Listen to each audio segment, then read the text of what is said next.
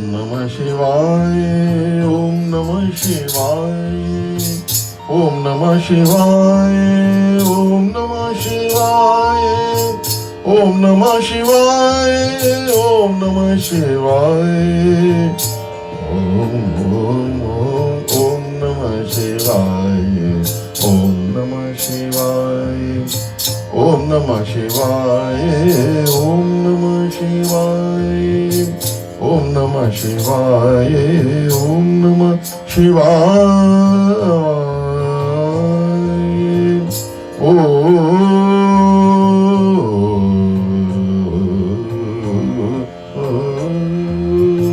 ओम नमः शिवाय, ओम नमः शिवाय, ओम नमः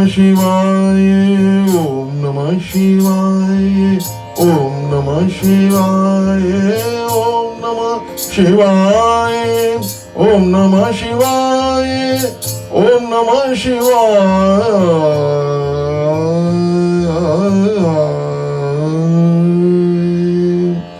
बोल शंकर भगवान की जय। तो अभी आप पवित्र पंचाक्षर मंत्र जिसका ओम नमः शिवाय का गुणगान सुन रहे थे। ओम नमः शंभवाय च मयो भवाय च नमः शंकराय च मयस्कराय च नमः शिवाय च शिवतराय च। ऐसे भगवान शंकर जो मंगल स्वरूप हैं, मंगलमयता की जो सीमा है, उन भगवान शंकर को हम नमस्कार करते हैं। और हम जहाँ पर सूत महाभाग सूत जी प्रयागराज में सब ऋषि मुनियों के सन्मुख विद्वेश्वर संहिता का द्वितीय भाग का पारायण कर रहे हैं, और वहां गाकर वो उनको बता रहे हैं कि तब तक ही पृथ्वी पर विवाद है, तभी तक ही पृथ्वी पर कष्ट है जब तक शिव पुराण का उदय ना हो।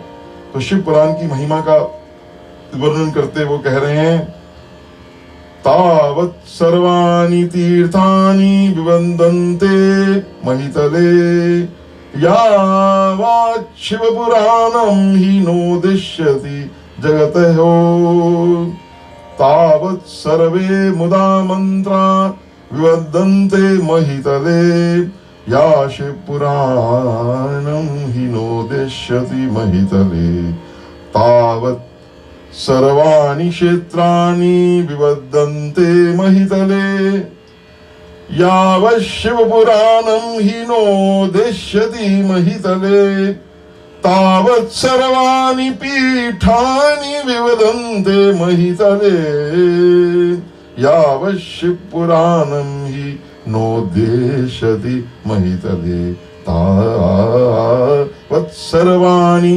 दानानि विवदन्ते महितले यावत् शिवपुराणं हि नोदिष्यति महितले तावत् सर्वे च ते देवा विवदन्ते महितले या शिवपुराणं हि नोदिष्यति महितले। सूत महाभाग बोले, सभी क्षेत्रों में तभी तक पृथ्वी पर विवाद होगा जब तक पृथ्वी पर शिव पुराण का उदय नहीं होगा। सभी पीठ तभी तक पृथ्वी पर विवाद करेंगे, कभी किसी पीठ पर कभी कहीं से विवाद होगा जब तक पृथ्वी पर शिव पुराण का उदय नहीं होगा। भगवान शिव पुराण जो है सबका समन्वय करने के लिए सक्षम है, और सब में वो एक प्रकार की समानता लाने के लिए सक्षम है। ये वो इस चीज का वो उद्घोष कर रहे हैं। तावत् सर्वाणि दानानि, सभी दान पृथ्वी पर तभी तक विवाद करेंगे कि ये दान उत्तम है, ये उत्तम दान है, जब तक शिव पुराण का पृथ्वी पर उदय नहीं होगा। ये कहने का एक उनका कितना सुंदर ढंग है कि सब देवताओं में, सब क्षेत्रों में, सब में तभी तक विवाद है जब तक शिव पुराण नहीं है। शिव पुराण सर्वोत्कृष्ट है, वो भगवान शिव ही है। या शिव पुराणं हि नोदिष्यति महितले तावत् सर्वे च सिद्धांता विवदन्ते। तभी तक हर एक प्रकार के सिद्धांत हैं, द्वैत, विशिष्टाद्वैत, अद्वैत, ये सब सिद्धांत तभी तक हैं जब तक शिव पुराण का उदय नहीं होता। जब शिव पुराण का उदय होता सब शिवमय हो जाएंगे, सब कृष्णमय हो जाएगा, सब कुछ राममय हो जाएगा, ऐसा सूत महाभाग बोल रहे हैं। तो ऐसा अस्य शैव पुराण से, ऐसा जो शिव पुराण है, इसका कीर्तन श्रवणाद, इसका कीर्तन और श्रवण करने से दुजहा हे श्रेष्ठ मुनियों फलम वक्तुम न शक्नोमि कार्सेन मुनि सत्तमः। इसका जो क्या इसकी महिमा, इसके जो जो फल होंगे मैं नहीं कह सकता, संपूर्ण रूप से तो बिल्कुल नहीं कह सकता, क्योंकि शब्दों के द्वारा इनके सभी फलों को नहीं कहा जा सकता। वो अनवर्चनीय है, जो अनवर्चनीय वही भगवान है। जिसकी व्याख्या हो सकती है वो भगवान का पूर्ण स्वरूप नहीं है, जिसकी व्याख्या नहीं हो सकती वही भगवान का, शिव का पूर्ण स्वरूप है। तब भी तथापि तस्य महात्म्यम वक्षये किंचित, थोड़ा सा महात्म्य आप लोगों से कुछ कहता हूं। वो अगहा, आप निष्पाप है, अनघा, अघ कहते हैं पाप को, अनघ कहते हैं जिसमें कोई पाप ना हो। चित्तमाधाय, लेकिन इसको आप पूरा चित्त लगाकर सुने, अपने चित्त को जोड़कर सुने। इस चित्त को आप, अपने चित्त को, जब तक ये शिव पुराणों दत्त चित्त से आप सुने, उसको चित्त को उसमें लगाकर सुने, बाहर से न, कानों से न सुने। कानों से तो सुनोगे तो इधर से आएगा उधर से निकल जाएगा, उसको चित्त को लगाकर सुने, उसमें अपना चित्त दे दें। और योग क्या है? योगिश्च चित्त वृत्ति निरोधा। योग जो है वो चित्त वृत्ति को रोकना ही योग है। तो ये अपने आप स्वतः ही भक्तों का योग हो जाता है। शिव पुराण आपका योग अपने आप ही सिद्ध कर देगा, ये भाव है। तो चित्तमाधाय शृणुत व्यासेनोक्तम पुराणम, मेरी बात सुनिए। एत शिव पुराणम, ये शिव पुराण है। ये ही श्लोकम, इसका एक श्लोक नहीं, श्लोका आर्धमेव च, श्लोक का आधा भी, यह पढ़ेद भक्ति संयुक्त, जो भी पढ़ता है, स पापान मुच्यत क्षणात्, तो क्या उसका पाप बाद में जाकर उसका पाप मिटता है? नहीं, वो जैसे ही श्लोक का पढ़ता है उसी क्षण, तत्क्षण वो पाप से छुटकारा पा जाता है। एत शिव पुराणम ही वह यह प्रत्यंत इंद्रितः, और जो इसको यथाशक्ति होकर, आलस्य रहित होकर, यथाशक्ति पूरे भाव से इसको पढ़ता है, उसको जीवन मुक्त ही कह सकते हैं। भक्त्या सा जीवन मुक्त उच्यते, वो जीवन मुक्त कह सकते हैं, उसको कहा जाता है। एत शिव पुराणम ही यो भक्त्या अर्च्यते सदा, जो इसकी पूजा करता है, दिने दिने अश्वमेधस्य फलम प्राप्नोत्य संशयम, तो इसमें कोई संशय नहीं है, उसको प्रतिदिन अश्वमेध यज्ञ का फल मिलता है। हमारा अश्वमेध यज्ञ कितना महान यज्ञ है, आप जानते हैं। पुराने जो चक्रवर्ती राजा होते थे, उनके लिए बड़ा जरूरी होता था ये करना जो यज्ञ होता था, तो वो कितना कठिन था, कितने वर्ष लग जाते थे, महीने लग जाते थे, कितना कष्ट साधे जानते थे आप सब जानते हैं, आपने पढ़ा होगा। भगवान श्री राम आए, उन्होंने अश्वमेध यज्ञ किया, भगवान कृष्ण ने युधिष्ठिर से अश्वमेध यज्ञ कराया, ये परंपरा चली हुई है। लेकिन वो अश्वमेध यज्ञ कितना समय लगता है, कितनी सामग्री, कितना उसमें सेना, कितना विपुल सेना का राज, कितना उस समय लगता था, वो आज के समय में हमारी शक्ति से परे है। लेकिन ये शिव पुराण जो है, आपको दिन प्रतिदिन आपको अश्वमेध यज्ञ का फल देता है। ये भगवान शंकर का इस पे वरदहस्त है हमारा। और एत शिव पुराणम, अब शिव पुराण का महात्मा पहले भी आपने सुना, अब सूत महाभाग सब ऋषियों को बता रहे हैं कि साधारण पदच्छा, जो साधारण पद की प्राप्ति की इच्छा से इस शिव पुराण को अन्यथा श्रृणुयात, मुझसे सो अपि मत्तो, किसी से सुन लीजिए। जरूरी नहीं है कि मैं गा रहा हूं या मेरा है। अब जहां भी आपको ये शिव पुराण आपको मिलता है, अच्छा किसी का बोला हुआ, भाव से कहा हुआ, आप जरूर सुनिए। मुझसे अथवा किसी अन्य से सुनता है, वह मुच्यत में छूट जाता है, मुक्त हो जाता है। पातकाम, पातकात, पातक पापों से शिष्ट। एत शिव पुराणम यो नमस्य कुर्याद दूरतः, जो दूर से भी इस शिव पुराण को प्रणाम करता है, समीप से दूर करता है, पास से प्रणाम करता है, सर्वदेवार्चनम फलम स प्राप्नोति न, इसमें बिल्कुल संशय मत करना, उसकी समस्त देवताओं की, सब देवताओं की वो पूजा कर लेता है जो शिव पुराण को समीप से प्रणाम करता है। जय हो। बोल शिव पुराण भगवान शिव स्वरूप की जय। एत शिव पुराणम वै लिखित्वा पुस्तकम स्वयं। पुराने जमाने में जो शिव पुराण था, लोग भोजपत्र पे लिखते थे, तब की बात कर रहे हैं। जो शिव पुराण को स्वयं लिखकर शिव भक्तों को दान करता है, उसके पुण्य फल को सुने। अब पुण्यम फलम शृणु। अधीतेषु च शास्त्रेषु वेदेषु व्याकृतेषु च यत् फलम दुर्लभम लोके तत्फलम तस्य संभवेत्। शास्त्रों का अध्ययन करने और वेदों का पाठ करने से जो दुर्लभ फल होता है, वो सिर्फ लिखने मात्र से वह फल उसको प्राप्त करता है। अब जैसा कि आप जानते हैं, आज 19 जुलाई को, आज रविवार है, आज रविवार को चतुर्दशी है। अब देखिए इसमें चतुर्दशी का कितना महत्व इसमें आ रहा है कि अगर इस चतुर्दशी को आज के दिन अगर आप इस शिव पुराण को पाठ करते हैं, इसका आनंद लेते हैं, सुनते हैं, उसका क्या फल है वो सुनिए, उसका भी श्रवण कीजिए। आप कितने महाभाग्यशाली हैं। एत शिव पुराणम ही चतुर्दश्यामुपोषिता। चतुर्दशी के दिन, आज के दिन उपवास करके शिव भक्त्या सभायम, शिव भक्तों की सभा में, आप सब शिव भक्त हैं, क्योंकि जो भी इसको सुनेगा वो शिव भक्त है। महाराज, आपके अंदर ये जिज्ञासा जागी कि शिव पुराण कैसा है, शिव पुराण भगवान शिव का उसमें जो तत्व प्रतिपादन हुआ है, हम उसको सुने। यो व्याके करोति स उत्तमः, वो श्रेष्ठ पुरुष है। प्रत अक्षरम, इसका एक एक अक्षर जो है, तू गायत्री पुरश्चर्या फलम लभेत। क्या बात है। देखिए गायत्री के पुनश्चरण का फल उसको प्राप्त होता है, प्रत्येक अक्षर की संख्या के अनुरूप। जैसे गायत्री में कहते हैं 24 अक्षर हैं, आप जानते हैं, और इसका जो इसका पुरश्चरण होता है वो 24 लाख, मतलब एक अक्षर का आपको, एक अक्षर का 1 लाख, तो 24 लाख अगर आप गायत्री मंत्र जपेंगे तो एक पुरश्चरण होता है। तो इस प्रकार से, लेकिन शिव पुराण के प्रत्येक अक्षर की संख्या के अनुरूप उसको गायत्री के पुरश्चरण का फल प्राप्त होता है। बोल शंकर भगवान की जय। और इस लोक में सभी अभिष्ट सुखों को भोग कर अंत में मोक्ष को प्राप्त होता है। इहम भुक्त्वा अखिलान कामानन्ते निर्वाणातां व्रजेत, मोक्ष में चलो उसको मिल जाता है।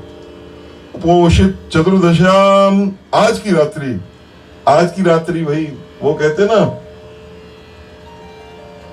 14वीं का चांद, तो आज की जो रात्रि है, आज की रात्रि बड़ी महत्वपूर्ण है। इसमें उपवास पूर्वक जागरण करके जो शिव पुराण का पाठ करता है या उसे सुनता है, उसका पुण्य फल मैं कहता हूं। आज की बात हो रही चतुर्दशी की महाराज, हमने हम कितना उसको फल मिलता है, उसका पुण्य फल में कुरुक्षेत्रादि अखिल पुण्य तीर्थेश्वर अनेकशः। आप सुन रहे हैं कि आज अगर आप चतुर्दशी के दिन थोड़ा रात को कष्ट करके जाग लोगे और शिव पुराण का पाठ करोगे, तो आपको सारे कुरुक्षेत्र, सब तीर्थ यहीं पर सब आपको, और कौन से तीर्थों में, देखिए कहते सूर्य ग्रहण कुरुक्षेत्र का, चंद्र ग्रहण काशी का। तो जो कुरुक्षेत्र में पूर्ण सूर्य ग्रहण, ये नहीं आधा नहीं आंशिक नहीं, पूर्ण सूर्य ग्रहण लगा हो, उसमें शक्ति, हर अपनी शक्ति के अनुसार आपने खूब दान किया हो, कथावाचकों को खूब धन दिया हो, वो जो फल प्राप्त होता है, वही फल उस व्यक्ति को प्राप्त होता है जो कि इस रात्रि को जागकर शिव पुराण का पाठ करेगा। इसमें ये सत्य है, इसमें कोई संदेह नहीं। ये महाराज इसका शिव पुराण का भाव है। और जो व्यक्ति इस शिव पुराण का दिन रात गान करता है, इंद्र आदि देवता भी उसकी आज्ञा की प्रतीक्षा करते हैं कि ये भगवान शिव का प्यारा है, इसके लिए मैं क्या कर दूं। सारे ग्रह जो है महाराज सब सीधे हो जाएंगे, सब आपके अनुकूल हो जाएंगे। कब होंगे? जब आप क्या करेंगे, एत शिव पुराणम ही गायते यो अहर्निशम, हर समय दिन रात आप गान करेंगे। आज्ञाम तस्य प्रतीक्षेरेण देवाम इंद्र पुरोगमः, ये सब उनकी प्रतीक्षा करते हैं। एतश्च पुराणम च एतशिव पुराणम यह पठश्रवणम ही नित्यशः, और जो शिव पुराण का पाठ करने वाला और सुनने वाला व्यक्ति जो जो श्रेष्ठ काम करता है, वो क्या करता है, कार्य तो वही करता है, दूसरे लोग भी वही कार्य करते हैं, लेकिन उसके कार्य जो भी करता है उसका फल कोटि गुना हो जाता है। उसको अर्थात उसको कोटि गुना फल मिलता है उसी कार्य का जो एक साधारण व्यक्ति कर रहा है और एक शिव पुराण को पढ़ने वाला कर रहा है। इसका कारण एकमात्र है कि वो शिवमय हो जाता है। शिव का हर समय उसका चिंतन रहता है कि आज भगवान शिव की ये लीला आई, आज भगवान शिव ने ऐसी कृपा करी, आज रुद्राक्ष की क्या महिमा है, ये भस्म लगाने की क्या महिमा है, त्रिपुंड लगाने की क्या महिमा है, गले में रुद्राक्ष धारण करने की क्या महिमा, वो सब जान लेता है। तो इस प्रकार एत शिव पुराणम च पठय श्रवणम ही नित्यशः यद्यत् करोति सत्करम तत्कोटि गुणितम भवेत् समाहिता पठेद्यस्तु तत्र श्री रुद्र संहिताम। जो अब ये संहिताएं जो हैं उनका आ रहा है वर्णन कि इसमें जो आगे संहिता आएंगी, रुद्र संहिता आएंगी। अगर रुद्र संहिता का पाठ करता है तो ब्रह्मघाती हो तो भी 3 दिनों में पवित्र हो जाता है, पवित्र आत्मा हो जाता है। स ब्रह्मागनो अपि भूतात्मा त्रिभिरेव द्रिनैर्भवेत्, 3 दिन में त्रिभिरेव।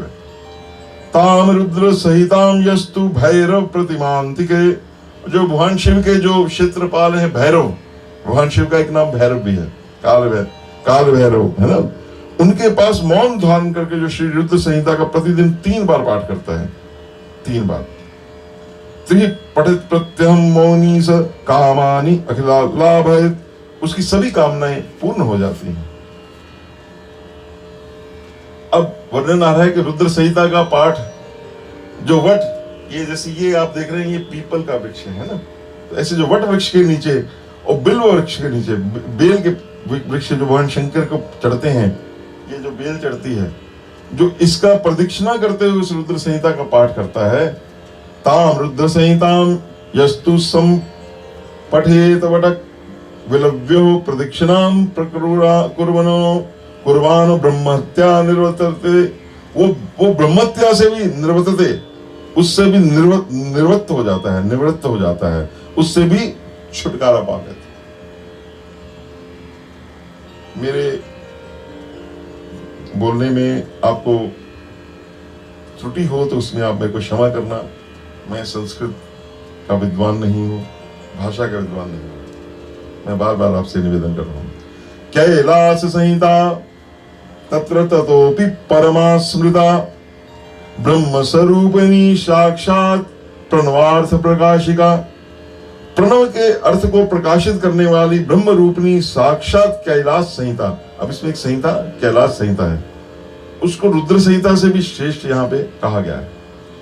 कैलाश संहितायास्तु महात्म्यम वेत्ति शंकरः, कैलाश संहिता का जो महात्म्य है वो तो कहते शंकर ही जान सकते हैं, उसको कोई नहीं जान सकता, इतनी महान है। कृष्णम तदर्धम, आदि जो है व्यासश्च तद अर्ध वेदम महम द्विजा। अब देखिए वो कहते हैं शंकर भगवान तो पूरी जानते हैं, उससे आदि मेरे गुरुदेव व्यास वेद व्यास जानते हैं, और उससे आदि मैं जानता हूं। मतलब कहने का मतलब आदि वो कितनी महान है, इसलिए हम ये सूत महाभागों के उनके जो वचन सुन रहे हैं, हम जाने वो हर प्रकार से इसका वो आदि भी पूरा महाराज प्रशांत महासागर से भी ज्यादा महात्म्य जानने वाले हैं।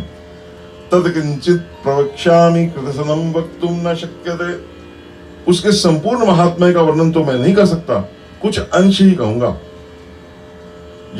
यज्ञात्वा तत्क्षण लोकश्चित्त शुद्धिमवाप्नुयात्, जिसे जानकर उसी क्षण चित्त की शुद्धि हो जाएगी। आहा, अब जैसे हम चित्त की शुद्धि के लिए बड़े उपाय हैं, हमारे बड़े भारी शास्त्र हैं, बड़ी तपस्या करनी पड़ती है, यहाँ तो सुनने मात्र से है अद्भुत सलिल सुनत गुणकारी आस पियास मनोहरहारी। तो उसमें श्री रामचरितमानस में आया है कि ऐसा अद्भुत सलिल है वो जो भगवान शंकर के मुख से जो निकल रहा है, नाथ तवानन शशि स्रवत। वो जो मेरे कानों में पार्वती माँ कह रही जो पढ़ रहा है, अद्भुत सलिल है। तो ये अद्भुत सलिल है माजे, सुनत गुणकारी, सुनने मात्र से गुण, इसका पान करने की आवश्यकता नहीं, सुनने मात्र से इसका पान हो जाता है। नाश्यति च नाश्यति यत् पापम सारौद्री संहिता द्विजः तन्न पश्यामहं लोके मार्गमानोऽपि सर्वदा। हे द्विजो सुनो, लोक में मैंने बहुत ढूंढा पर ऐसा कोई पाप ना मिला जिसे वे रुद्र संहिता नष्ट ना कर सके। इसका मतलब कोई भी ऐसा पाप नहीं है।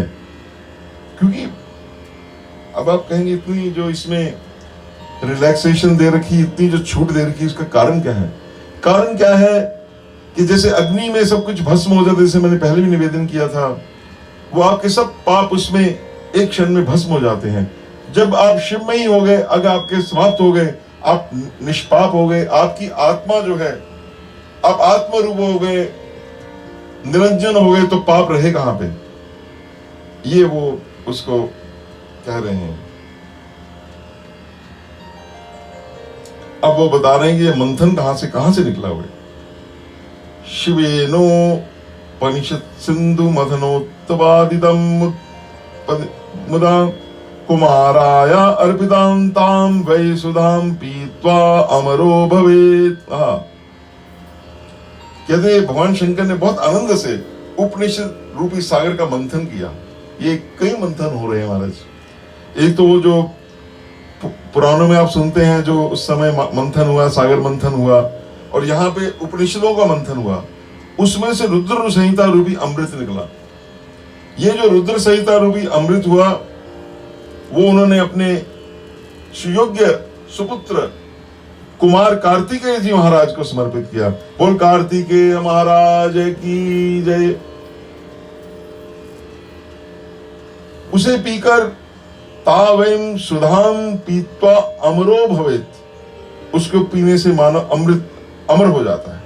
ब्रह्मत्यादि पापानां निष्कृतिम कृतम उद्यतः, जो लोग पापों की निष्कृति के लिए तत्पर हैं, ऐसे जो मनुष्य हैं, वो मास मात्रम 1 महीना वर्ष संहिताम का पाठ करें, रुद्र संहिता का, पठित्वा मुच्यते तथा, सब पापों से वो मुक्त हो जाएंगे। दुष्प्रतिग्रह दुर्भोज्य दुरालापादि संभवम, ये दुष्प्रतिग्रह हैं, दुर्भोज्य बुरा भोजन, बुरी बात करनी, ये जो पाप होते हैं, ये पाप पापम सुकृत कीर्तनेन संहितां सा विनाशेत, वो भी रुद्र संहिता का एक बार कीर्तन करने से सब पाप नष्ट हो जाते हैं। अब वो पढ़ना कहाँ चाहिए? इसका बड़ा सुंदर वर्णन कर रहे हैं। शिवालय बिल्व बने, हर एक स्थान का एक महत्व होता है। जो शिव का मंदिर हो उसमें पढ़े, ये शिव का मंदिर है, आपका घर मंदिर ही है। बिल्व बने, जहां बिल्व पत्र का वन हो, वहां संहिताम ताम पठे तु, यहाँ जो ऐसे पाठ करे, या सा यत् फलम अवाप्नेति तद्वाचोपि न गोचरे, उसका कितना फल होगा? कहते वो गोचर, इस वाणी से उसका वर्णन नहीं हो सकता। सहिताम ताम पठन भक्त्या यह श्राद्धे भोजे द्विजान, और जो इस संहिता का श्रद्धा पूर्वक पाठ करके श्राद्ध के समय ब्राह्मणों को भोजन कराता है, उसके सभी पितर भगवान शंकर के परम पद को प्राप्त होते हैं। तस्य ये पितरः सर्वै यान्ति शंभो परम पदम, उनको सबको भगवान शिव का परम पद मिलता है। श्राद्धे भोजे द्विजान चतुर्दश्याम निराहारो या पठेत संहिताम चताम बिल्वमूले शिवम साक्षात् सदेवश्च प्रपूज्यते। और जो चतुर्दशी के दिन, आज के दिन निराहार करके बेल वृक्ष के नीचे संहिता का पाठ करता है, वह साधक साक्षात शिव होकर सभी देवताओं से पूजित हो जाता है, शिव रूप हो जाता है। तो ये तो हुई रुद्र संहिता की बात। अब दूसरी संहिताओं के बारे में कह रहे हैं। अपन्याः संहिता तत्र, जो दूसरी भी हैं, सर्व काम फल प्रदाः, वो सब कामनाओं को फल प्रदान करने वाली है। उभय विशिष्टे विज्ञेय लीला विज्ञान पूरिते, किंतु लीला और विज्ञान से परिपूर्ण जो ये दो संहिताएं हैं, कौन कौन सी? एक रुद्र संहिता और दूसरी कैलाश संहिता, ये दोनों का। तदिदम शैव आख्यातम पुराणम वेद संहितम निर्मितम तच्छिवेनैव प्रथम ब्रह्म संहितम। इस शिव पुराण को वेद के तुल्य माना गया है। इस वेद कल्प पुराण का सबसे पहले भगवान शिव ने ही प्रणयन किया था, उन्होंने सबसे पहले इसका रचना की थी। अब इसमें बता रहे हैं, जब सूत जी ने इसका वर्णन किया उस समय 12 संहिताएं थी, है ना, और बाद में कैसे वो 7 रह गई समय के साथ, वो भी बताएंगे कैसे उनके गुरुदेव ने इसको 7 संहिताओं में कर दिया। अब वो 12 कौन सी संहिताएं हैं? विद्येश्वर संहिता जिसका हम पाठ कर रहे हैं, इसके बाद रुद्र संहिता, इसके बाद विनायक संहिता, उमा संहिता, मात्र संहिता, एकादश रुद्र संहिता, कैलाश संहिता, शतरुद्र संहिता, कोटि रुद्र संहिता, सहस्त्र कोटि रुद्र संहिता, वायवीय संहिता तथा धर्म संहिता। ये जो संहिता विद्येशम च तथा रौद्रम वैनायकम मौथिकम मात्रम रुद्रैकदशकम कैलाशम शतरुद्रकम, ये जो मैंने 12 आपको नाम लिए। संहिता द्वादशमिता, द्वादश कहते हैं 12 को। महापुण्यतरा मतः, ये अत्यंत पुण्यमयी है। अब ब्राह्मणों तासाम संख्याम ब्रुवे विप्राः शृणुतादरो तो अखिलम। अब इनकी मैं संख्या बताता हूं कि इनमें श्लोकों की कितनी संख्या है। जैसे एक संहिता है, उसके अंतर्गत कितने श्लोक हैं। मैंने शुरू में निवेदन किया है कि ये जो विद्येश्वर संहिता है इसमें 25 अध्याय हैं। अब इसके श्लोक कितने हैं? इसमें 10,000 श्लोक हैं। और जो आगे की संहिताएं हैं, रुद्र संहिता, विनायक संहिता, उमा संहिता और मात्र संहिता, ये जो 5 हैं, इनमें 8,000 श्लोक हैं। विद्येशम 10,000 तो इसमें हुए। रुद्रम वैनायकम तथा ओमम मात्र पुराणाख्यम प्रत्येका 8 सहस्त्रकम, 8,000 श्लोक हैं। और जो है एकादश रुद्र संहिता, उसमें 13,000 श्लोक हैं। कैलाश संहिता में 6,000 श्लोक हैं। खट सहस्त्रम च कैलासम शतरुद्रम तदर्कम, और उससे आधे 6,000 का आधा 3,000, ये है शतरुद्र संहिता में। और कोटि रुद्रम त्रिगुणितम, उसमें 3 गुना हो गए। 3 गुना कितने हुए? 3 दिया 9,000 श्लोक इसमें हैं। और जो सहस्त्र कोटि रुद्र संहिता में है उसमें 11,000 है। वायवीयम जो संहिता है उसमें 4,000 है। धर्म रवि सहस्त्रकम, धर्म संहिता में 12,000 श्लोक हैं। इस प्रकार संख्या के तदैव लक्ष्य संख्या, लक्ष्य कहते हैं लाख को। इस प्रकार से जो मूल शिव पुराण है जो कैलाश में है उसमें कितने श्लोक हैं? 1 लाख। परंतु व्यास जी ने उसको संक्षिप्त कर दिया। यहाँ पे तो ये 40 मिनट आपको थोड़ा सा सुनाते हैं, यही हम भी इसको और संक्षिप्त कर रहे हैं, क्योंकि आप कलयुग में हम लोगों की वो सुनने की क्षमता नहीं है, वो ग्रहण करने की क्षमता नहीं है, इसीलिए मैं इसको बड़ा संक्षिप्त करके आपको सुना रहा हूं। तो ये जो इसीलिए उन्होंने बोला है कि उन्होंने व्यास जी ने इसको 1 लाख श्लोकों को 24,000 श्लोकों में संक्षिप्त कर दिया, ये कारण। अब ये बता रहे हैं कि जो महाशिव पुराण वेद व्यास जी ने लिखे उसमें शिव पुराण का जो स्थान है वो 4था है, मतलब क्रम से, रचना करने के क्रम से शिव पुराण। और इसमें अब कितनी संहिताएं हैं? पहले 12 थी, अब कितनी है? शैव तत्र चतुर्थम वै पुराणम सप्त संहिताम, अब इसमें सप्त संहिताम, अब 7 संहिता है। शिवेन कल्पितम पूर्वम पुराण कृत संख्या शतकोटि प्रमाणम ही पुरा सृष्टो सुविस्तृतम। अब कहते ये तो मैं आपको 1 लाख की करी, 24,000 की बात करी, जब भगवान शंकर ने इसको बनाया था पूर्व काल में, तो 100 करोड़ का एक ही पुराण ग्रंथ बना था। वो ग्रंथ अब यहाँ पृथ्वी पर नहीं है। एक ही ग्रंथ, उसी में भगवान विष्णु का विष्णु पुराण, देवी भागवत, उसी में सारा वामन पुराण, जितने भी पुराण हैं सब भगवान शंकर ने 100 करोड़ श्लोकों का वो ग्रंथ, पुराण ग्रंथ बनाया था। शतकोटि प्रमाणम ई पुराण सृष्टो सुविस्तृतम, वो सृष्टि के आदि में निर्मित हुआ था। वो पुराण अत्यंत विस्तृत था।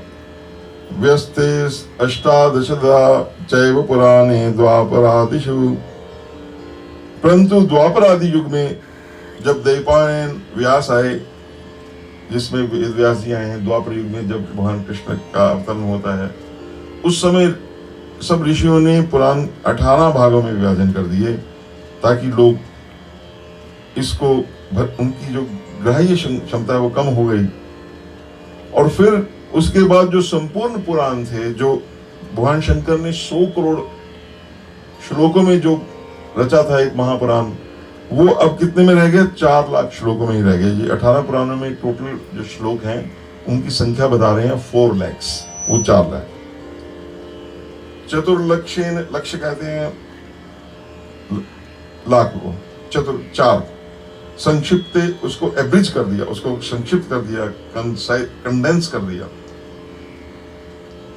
प्रोक्तम, लेकिन ये प्रेसी जो बनाई, ये वेद व्यास जी की बनाई, इसलिए बड़ी, इसी में पूरा भाव है, उसमें सार पूरा है। प्रोक्तम शिव पुराणम ही चतुर्विशंत सहस्त्रकम। एक और बात है, ये बोलते मेरे को विचार आ गया। आप कहेंगे उस समय सत्ययुग में 100 करोड़ श्लोक थे, तो उस समय लोगों की आयु भी बहुत थी, 10,000 वर्ष तो तपस्या ही कर लेते थे, क्योंकि ये अभी अन्नमय शरीर है। अगर हम थोड़े दिन भोजन न करें, शरीर क्षीण हो जाता है। उस समय जो हमारे शरीर की और जो कोश हैं, मनोमय कोश हैं, हमारे जो सूक्ष्म कोश है, आनंदमय कोश है, उसमें प्राण रहते थे, इसलिए जीवन बहुत लंबा था। खैर, तो श्लोक प्रोक्तम शिव पुराणम ही चतुर्विशंत सहस्त्रकम, तो श्लोक संख्या के अनुसार ये शिव पुराण जिसका हम वर्णन करेंगे, ये 24,000 श्लोकों का है। श्लोकानम संख्या सप्त सहितम ब्रह्म संहितम, ये वेद है साक्षात, इनको कहा गया है। अब वो दोबारा से इन 7 संहिताओं का नाम ले रहे हैं जो अब रह गई। पहले 12 संहिता का, तो पहली संहिता कौन सी है, अब आपको मैं बार बार कहते, ताकि आप सबको वो याद हो जाए, सबको स्मरण रहे। कोई भी आपसे शिव पुराण के बारे में बात करे तो आप अपनी उंगलियों पर उनको बता सकेंगे, भैया पहली संहिता कौन सी है, विद्धेश्वर संहिता, दूसरी रुद्र संहिता। ये आप 2 याद करते जाइए, स्मरण करते जाइए। विद्धेश्वराख्या तत्राध्या रौद्री गेया द्वितीय का, दूसरी ये हो गई। तृतीया शतरुद्राख्या, तीसरी कौन सी, शतरुद्र संहिता। उसके बाद चौथी कोटि रुद्र संहिता, कोटि रुद्र चतुर्थिका। और 5वीं कौन सी है, पंचमी चैव ओमाख्या, 5वीं उमा संहिता। 6वीं कैलाश संगिका, ये 6th जो है कैलाश संहिता है। और 7वीं वायवीयाख्या, 7वीं कौन सी है, वायवीय संहिता है जी। और 7वीं, सॉरी, जो क्षमा कीजिए, 6ठी तो होगी कैलाश संहिता, और 7वीं कौन सी होगी, वायवीय संहिता। तो इस प्रकार से ये 7 संहिता अब इस शिव पुराण में आप श्रवण करेंगे। ये 7 है। ससप्त संहितम दिव्य पुराणम शिव संज्ञकम वरीवर्ति ब्रह्मतुल्यम सर्वोपरि गति प्रदम। तो ये जो है ये प्रामाणिक है, वेद के तुल्य प्रामाणिक है।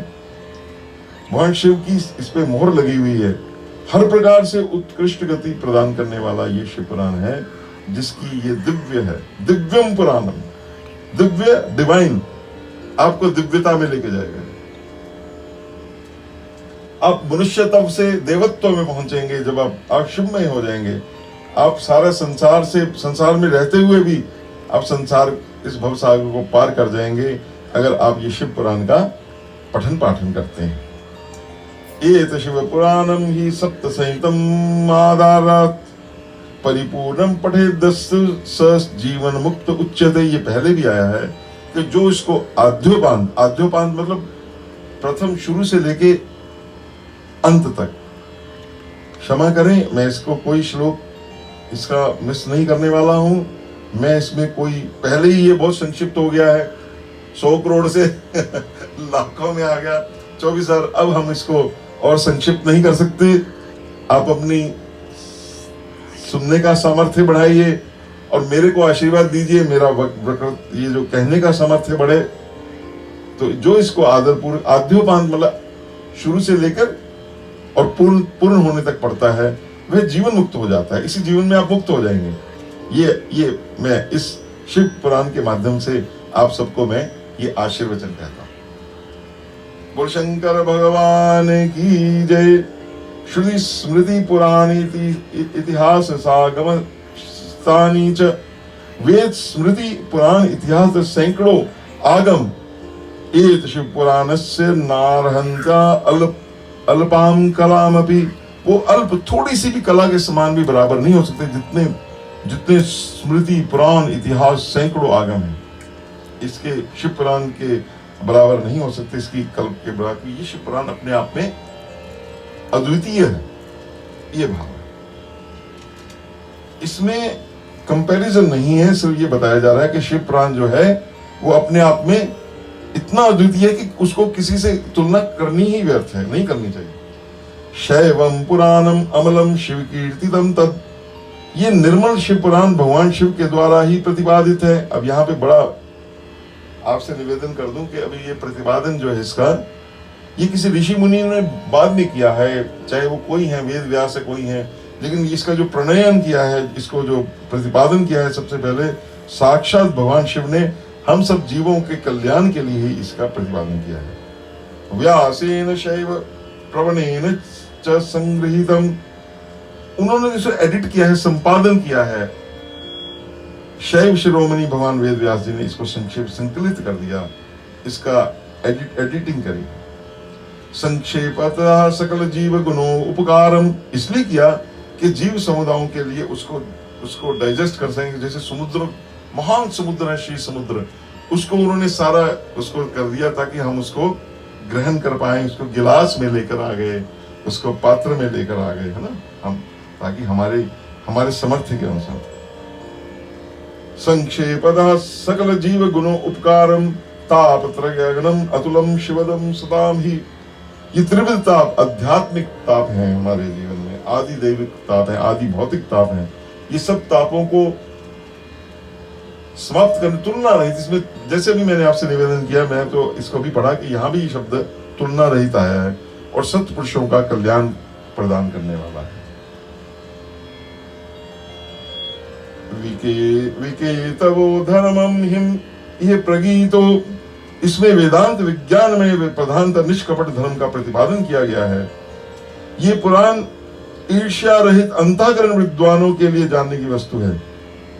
ये उनके लिए है, ये पुराण उनके लिए बना है जिनके अंदर जेलसी नहीं है कि वो उसने ऐसा जो हमारे जो अंदर जो वो उन विद्वानों के लिए जिनका अंतःकरण में कोई जेलसी नहीं है, जो किसी कोई बच्चा भी बोले उसके, जैसे मैं बाल रूप में कुछ ना जानता हुआ भी, ना संस्कृत का किसी प्रकार ज्ञान, मेरी बात जैसे कोई तोतरी बात कहे उसको भी जो प्रसन्नता पूर्वक आदर पूर्वक स्वीकार कर ले, ऐसे विद्वानों की बात हो रही है यहाँ पे। उनके लिए ये जानने की वस्तु है। आप मैं जितनी वस्तु कह रही हूं उसमें सार वस्तु आप ग्रहण कर ले। अमत्सरान, जिनमें मत्सर नहीं है, और सत्कलप्रत